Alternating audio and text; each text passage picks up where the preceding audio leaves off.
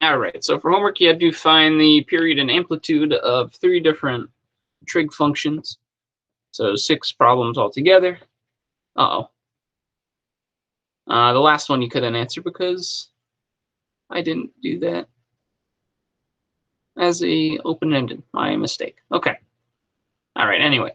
So the first one we have is 3 cosine of 2x. All right. So the period, that was first. That's the one where you actually have to do something, right? So remember,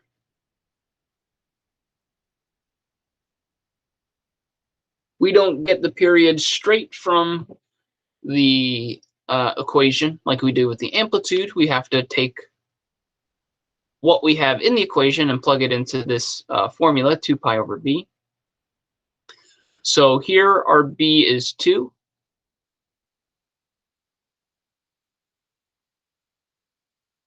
So our period is just pi, right? They cancel out. Right, so again, remember what that does to our graph. That'll kind of shrink it. So normally we go through 1 period and 2 pi. Well, now we're only doing that in pi, so that's half the distance. The amplitude is easy.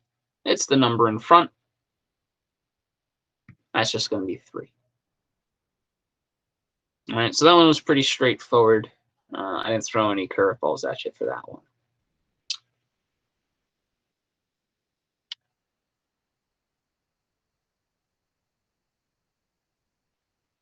All right, next we had 1/4 times the sine of theta over 6. All right, so just as a warning, a heads up, theta and x are interchangeable. And even sometimes you might see t there for time. Okay, so don't get confused. The variable is still the variable, right?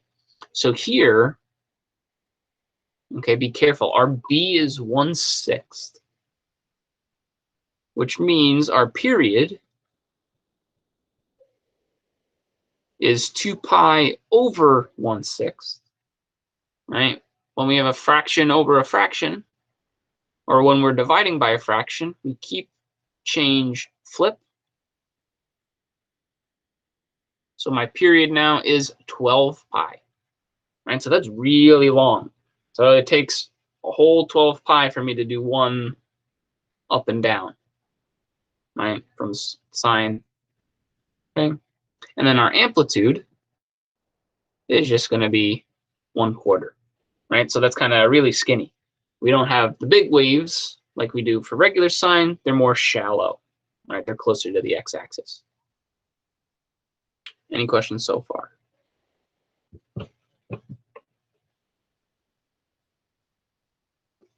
All right. Now for the last one, there's a lot going on there. So let me, oh, sweet. So we have -2/5 sine of pi x over 3. All right. So there's a lot happening inside our parentheses there. But again, for our b, we're worried about whatever's on the inside other than the variable. So here, my b is pi over 3. So for the period,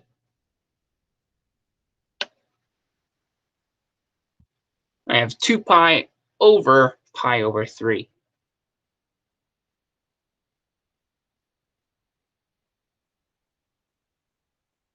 Right, so again, we need to keep change flip. My pi's eliminate each other, and I just have 2 times 3. So my period is 6.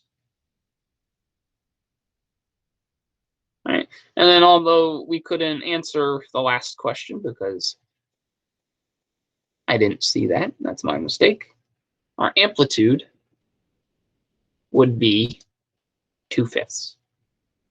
Right, remember, we take the absolute value. So that negative sign doesn't really matter because the amplitude is 2/5 either way. Right, remember, all that negative does is it changes. Instead of starting going up and then down like a normal sine, we start going down and then we come back up. All right, any questions about the assignment?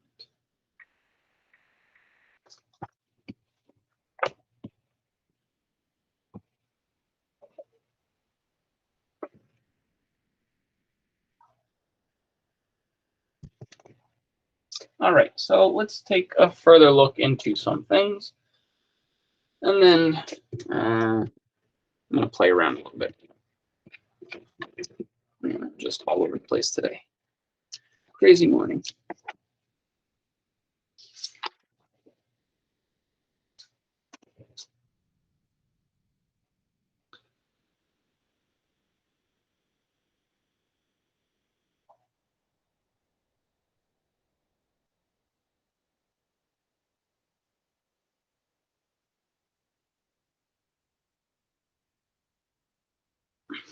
All right, so remember what our standard form looks like. I don't need this anymore. Let me get rid of this. All right, for sine and cosine. Cosine is the same, but we just have, cosine instead. Oh, this should be minus c. All right, so we said that A gives us the amplitude, or A is the amplitude. B, we use that for the period. And that's 2 pi over b. Right, so we still have 2 more parts for our trig function. And these 2 last parts, the c and the d, actually behave similarly to things that we've seen before.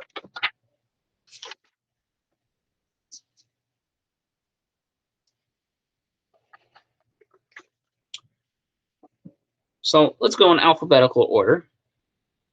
So c, I'm subtracting from my variable, right? So remember, when we had stuff like that before, if I had something like x minus 2 squared, right? That's an operation that's happening inside the parentheses. So when we talked about our translations,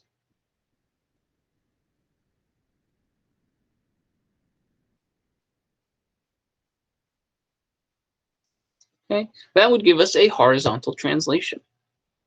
Right? So depending on what I subtract inside the parentheses, that's going to shift my graph left or right. With trigonometry, it has a special name.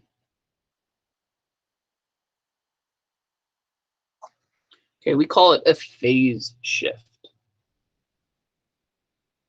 And we'll take a look at some visuals in a second, and you'll see why we call it that. I'll explain. Right, and then the D is really straightforward. Oh well, first let me say for C, remember if C is positive,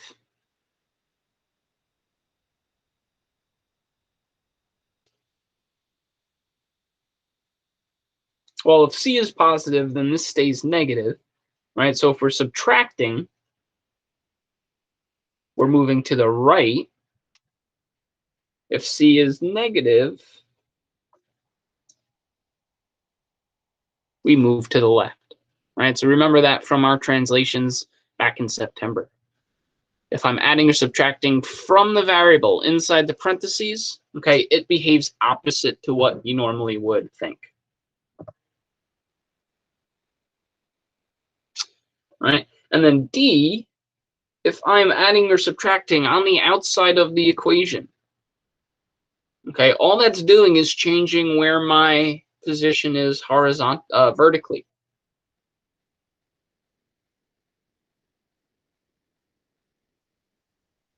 Right? So that would just be a vertical translation. And again, that one follows common sense, right? If D is positive, it goes up. If D is negative, it goes down. Right? But there's another way that we can look at D, that we can kind of visualize D. Right? Now, let's see if I have it here. Nope, that's not it. And I lost it. All right, give me 1 second.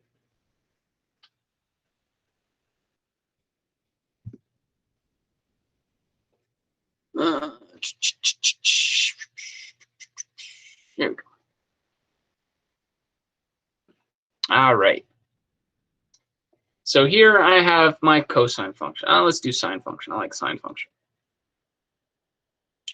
Because I like sine function because we start at 0, 0, and then it goes, from there.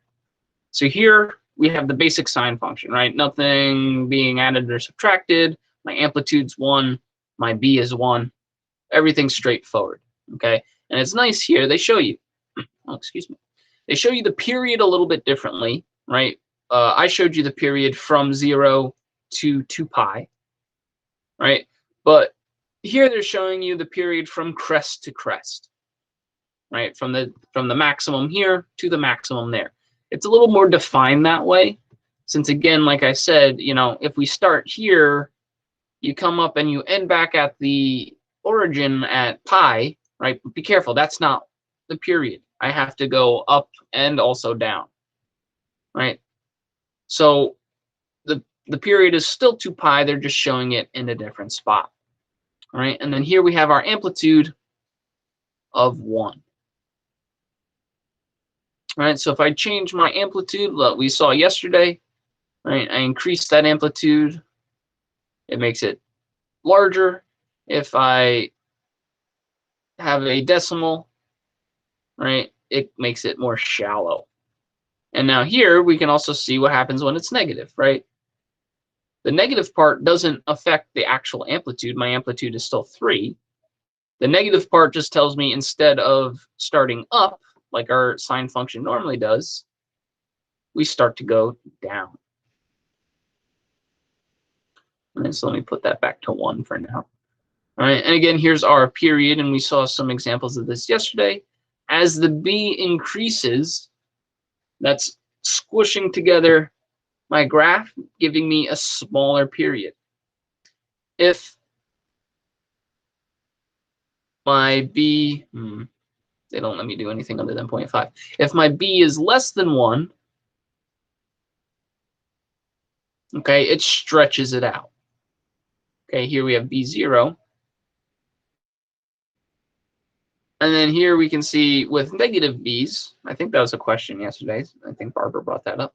Right, we can see that it kind of behaves similarly where it's a reflection. Right, but all the whole time here, we still have an amplitude of 1, and we're not shifting anywhere. So let me put that back to 1 for now. All right, so C was our phase shift. All right, so as I move C, right, again, here, you have -3, but right, we moved to the right 3. So remember, it's in the opposite direction.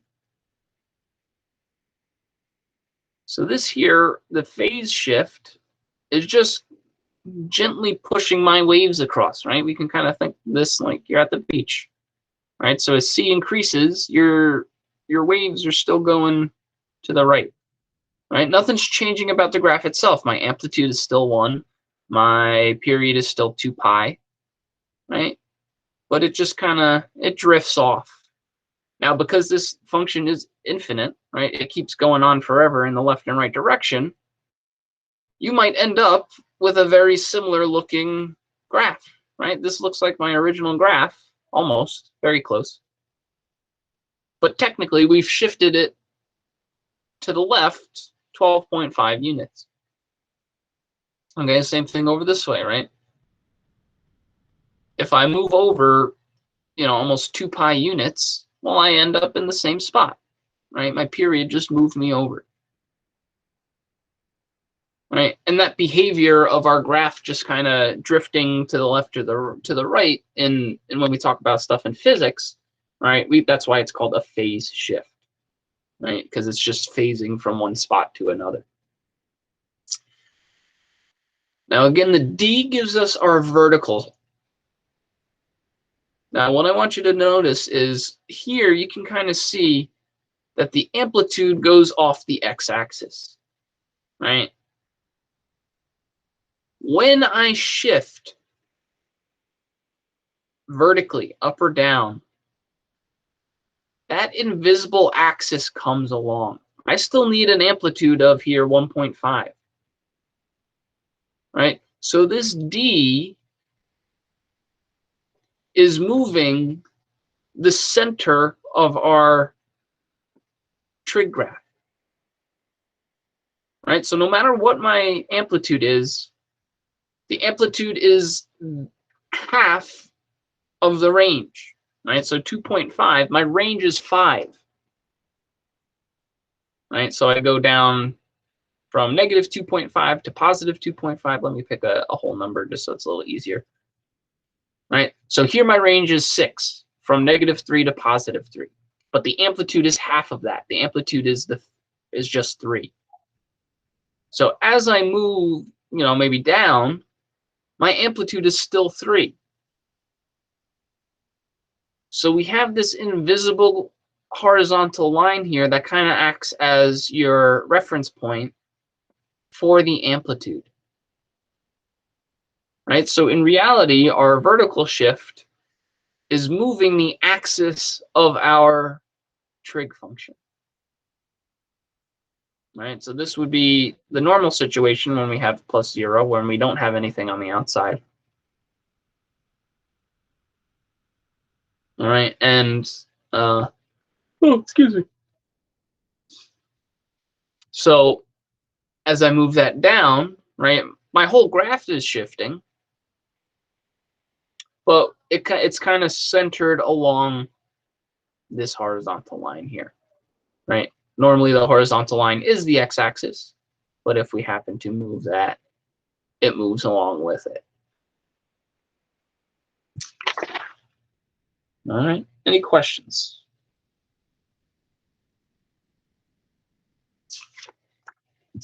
No.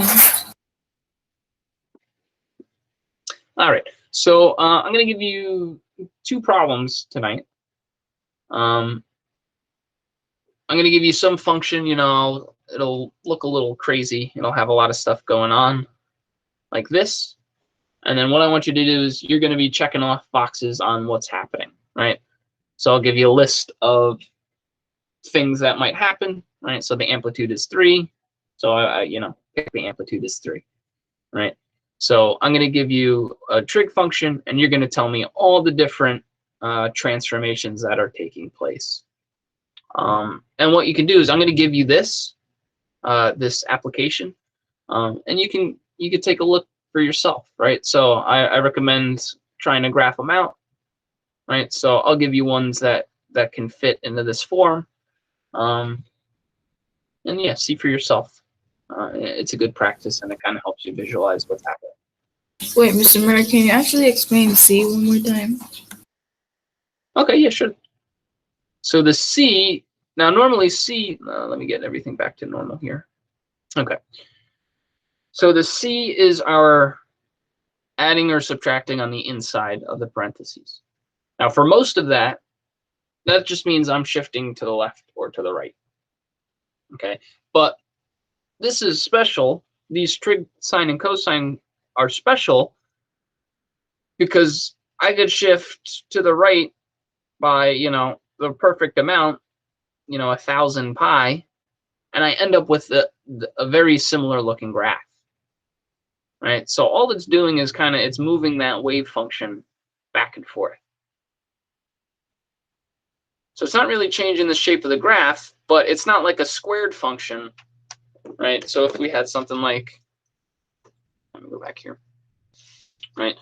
So here, so if I had x squared, that's a crappy parabola, but it's right on the origin. If I have x minus 2 squared, that moves all my points 2 units to the right, right? So it moves my whole parabola over, right, C units, whatever that was.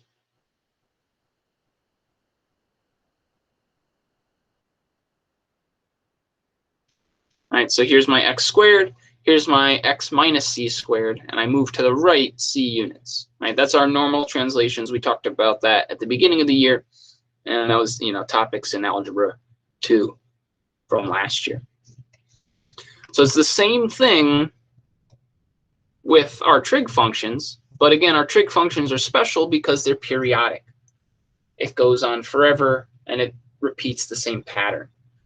So we just call it a phase shift because it's not really changing where my actual physical graph is. It's just moving things to the left and to the right. So again, we can see that here.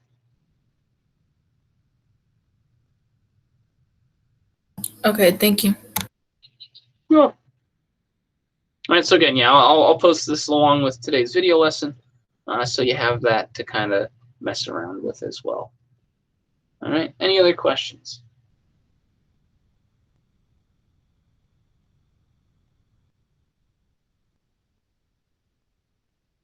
All right, guys.